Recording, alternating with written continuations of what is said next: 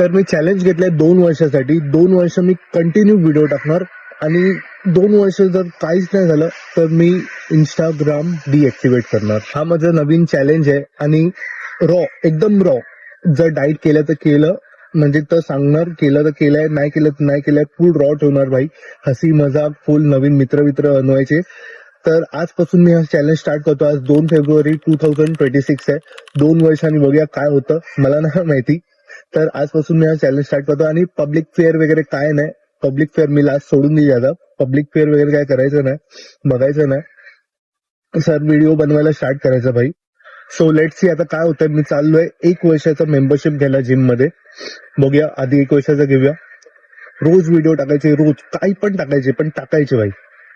जिमला जाऊन सगळ्यात आधी वेट चेक केलं आणि वेट 75 भाई, खूप जास्त आहे, ओव्हरवेट आहे. तर पहिल्या दिवशी डाईट वगैरे नाही, एवढं सिरियस नाही घ्यायचं.